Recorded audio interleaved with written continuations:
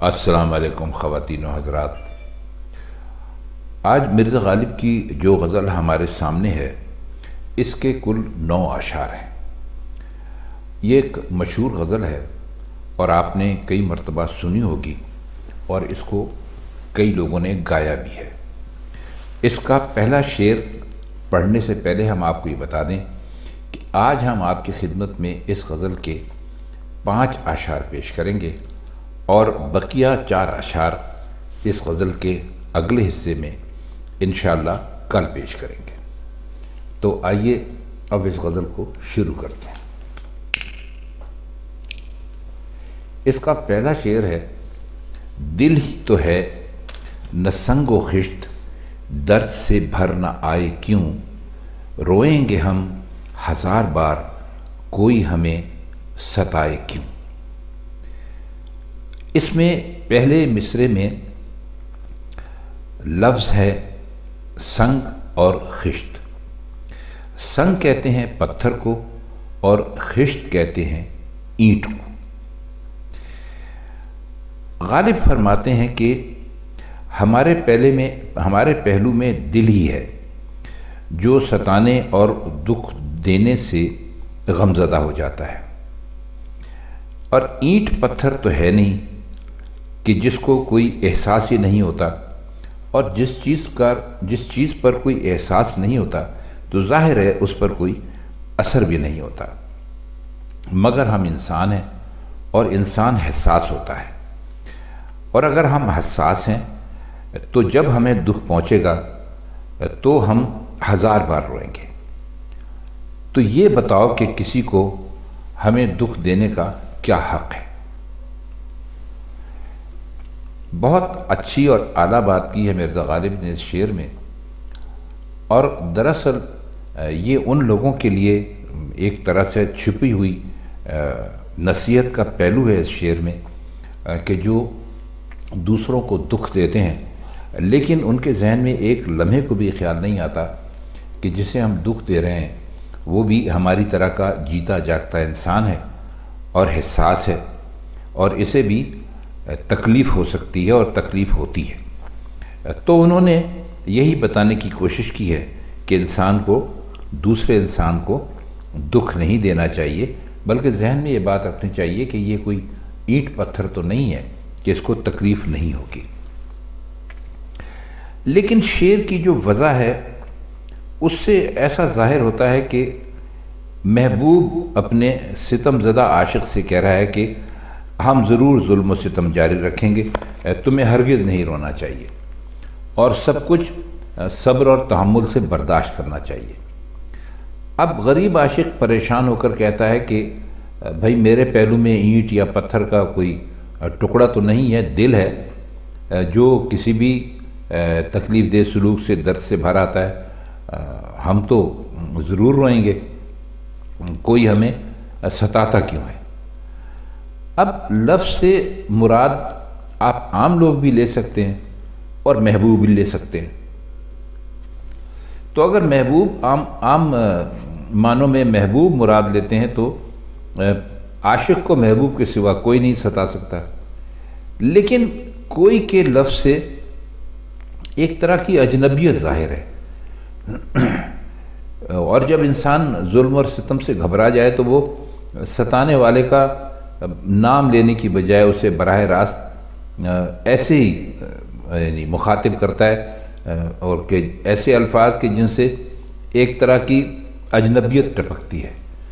تو جیسے ہم نے آپ سے شروع میں عرض کیا تھا کہ اگر آپ اس کو محبوب سے ہٹ کر وسیع معنوں میں اس شعر کو لیں گے تو وہ دراصل عام لوگوں سے ہی مخاطب ہیں اور فرما رہے ہیں کہ ایک انسان کو دوسرے انسان کو دکھ نہیں دینا چاہیے۔ آئیے اس کا اگلا شعر دیکھتے ہیں: دیر نہیں حرم نہیں، در نہیں آستاں نہیں، بیٹھے ہیں رہ گزر پہ ہم، کوئی ہمیں اٹھائے کیوں۔ دیر کا مطلب ہوتا ہے بت خانہ، وہ جگہ جہاں پر بت رکھے ہوئے ہوں، اور حرم آپ جانتے ہیں کہ مسلمان خانہ کعبہ کو کہتے ہیں۔ در کہتے ہیں دروازے کو، اور آستاں کسی بڑے آدمی کے کا دروازہ جو ہوتا ہے اسے کہہ سکتے ہیں دروازہ، یا اس کی بیٹھک، یا جہاں پر کوئی بڑا آدمی پایا جاتا ہو اس کو آستاں کہتے ہیں۔ تو وہ اپنے شعر میں فرماتے ہیں کہ ہم کسی بت خانے کے سامنے نہیں بیٹھے کہ پنڈت اور برہمن ہمیں وہاں سے اٹھا دیں، ہم کعبے کے دروازے کے سامنے بھی نہیں بیٹھے کہ بھائی کوئی ہمیں اس لیے وہاں سے اٹھا دے کہ بھائی ہم گناہ گار آدمی ہیں یا شرابی ہیں، اور ہم کسی محبوب یا کسی بڑے آدمی کے دروازے کے سامنے بھی نہیں بیٹھے، کسی کے آستانے پر بھی ڈیرا نہیں جمایا۔ ہم تو راستے میں کنارے پر بیٹھے ہیں جس سے ہر آدمی آتا جاتا ہے، پھر کسی کو کیا حق ہے کہ وہ ہمیں یہاں سے اٹھا دے۔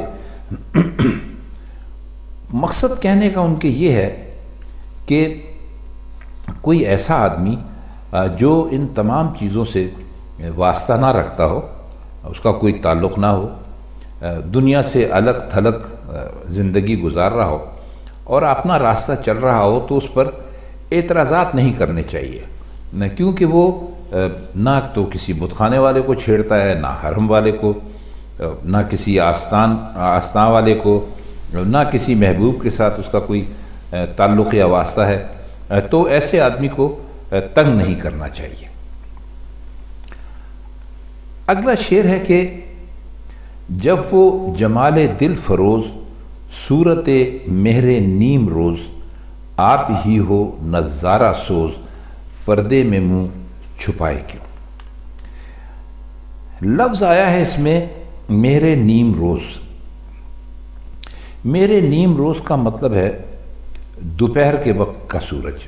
آپ نے دیکھا ہے سورج تو ویسے بھی اس کی طرف دیکھنا مشکل ہوتا ہے، لیکن دوپہر کے وقت سورج اپنی آب و تاب پر ہوتا ہے اور اس کی روشنی بہت تیز ہوتی ہے، تو اس کی طرف دیکھتے ہی آنکھیں آدمی کی چندھیا جاتی ہیں، یا آپ کو آنکھیں ہی بند کرنا پڑتی ہیں۔ اور جمال دل فروز کا مطلب ہے کہ ایسا بہت ہی زیادہ حسین، یوں سمجھ لیجیے آپ۔ اور وہ فرماتے یہ ہیں کہ، اور آپ لفظ اس میں ایک اور بھی آیا ہے، وہ ہے نظارہ سوز۔ نظارہ سوز کا مطلب ہے کہ کسی ایسی چیز کو دیکھنا جو آپ کی آنکھوں کو جلا دے، تو مطلب سورج ہی ہے سے ہی مراد ہے، اور جمال دل فروز محبوب کی یعنی دل میں جو روشنی اور نور پیدا ہوتا ہے اس کو سمجھ لیجئے۔ تو فرماتے ہیں کہ میرے محبوب کے جمال سے میرے دل میں روشنی اور نور پیدا ہوتا ہے، اور ساتھ ہی دوپہر کے سورج کی طرح وہ جمال اس درجہ زیادہ ہے کہ اس کی طرف آنکھ نہیں اٹھ سکتی۔ جو آنکھ اٹھے گی وہ بند ہو جائے گی، چندھیا جائے گی، اور اس کا جو جمال ہے اس سے کوئی فائدہ نہیں اٹھا سکے گی۔ جب حالت یہ ہے تو اسے پردے میں چھپنے کی کیا ضرورت ہے؟ مطلب یہ کہ ایک حسین جس کا حسن اتنا بے پناہ ہے کہ کوئی اس کی طرف دیکھ ہی نہیں سکتا، تو وہ اگر بے پردہ بھی سامنے آ جائے تو اس سے کوئی فرق نہیں پڑے گا، کیونکہ بھائی جب پردے میں پردے سے باہر آنے کے باوجود بھی وہ ایک طرح سے پردے ہی میں رہتا ہے، تو پھر اس کا پردے میں رہنا یا اس کا پردے میں نہ رہنا بالکل بیکار ہے، اس پر کوئی بحث کرنے کی ضرورت ہی نہیں ہے، کیونکہ ایسے معاملات میں پردے کا تو کوئی فائدہ ہی نہیں ہے۔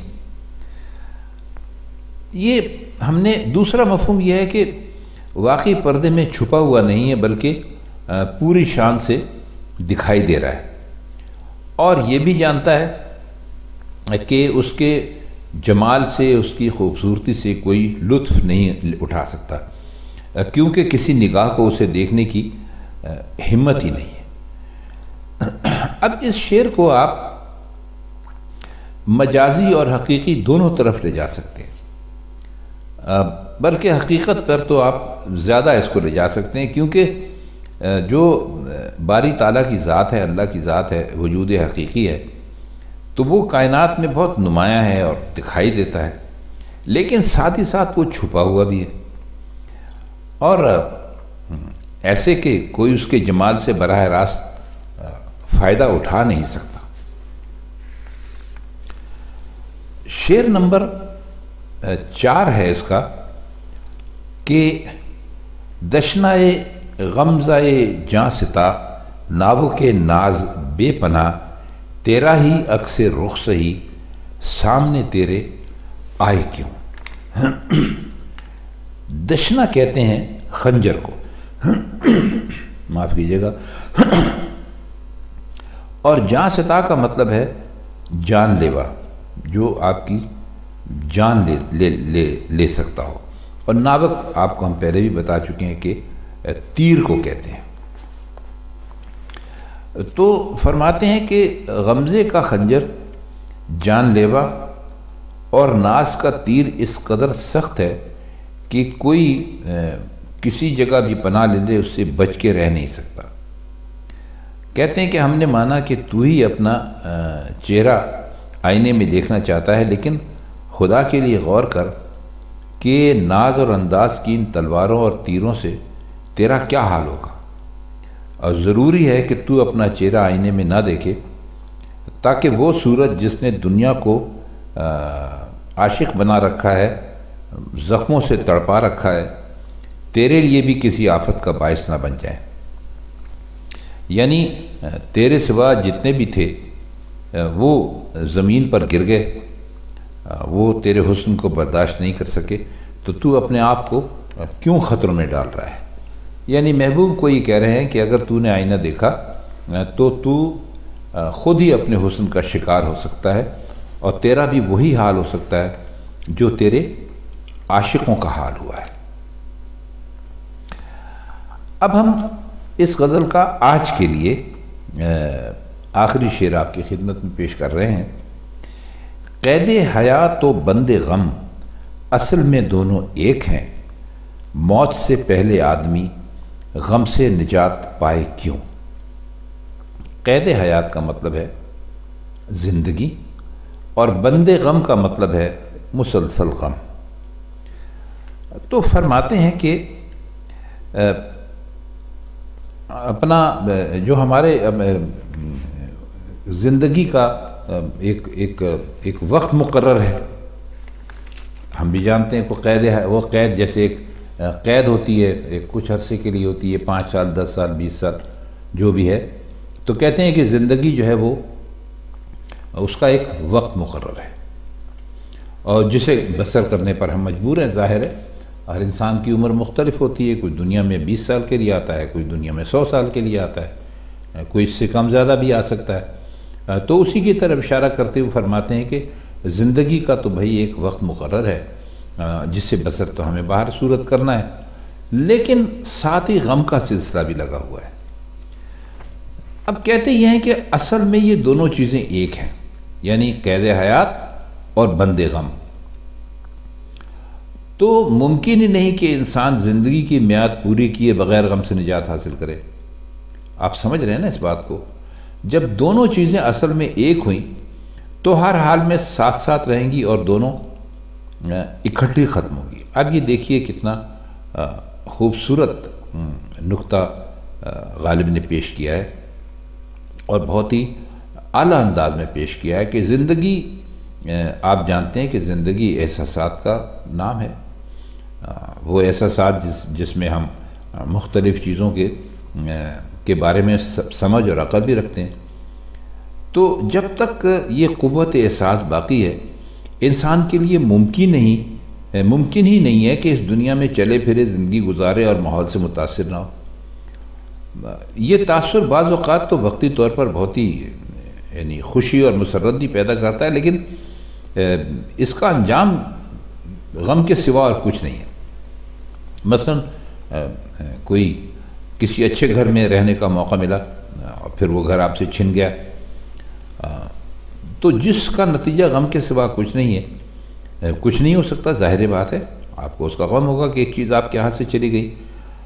تو بہت ساری مثالیں پیش کی جا سکتی ہیں، لیکن کہنے کا ان کے مطلب یہ ہے کہ بھائی جب تک دنیا کی احساس بھری زندگی قائم ہے تو غم زندگی کے لیے ایک ناگزیر چیز ہے، اور جس سے چھٹکارا حاصل کرنے کی کوئی صورت نہیں ہے۔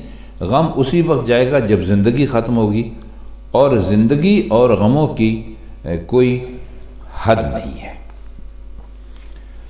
تو خواتین و حضرات، یہ مرزا غالب کی اس غزل کے ابتدائی 5 اشعار تھے جو ہم نے آج آپ کی خدمت میں پیش کیے۔ ان کے کچھ مشکل الفاظ کے معنی بھی آپ کو بتائے۔ تو اس غزل کا انشاءاللہ دوسرا حصہ ہم آپ کی خدمت میں لے کر حاضر ہوں گے کل۔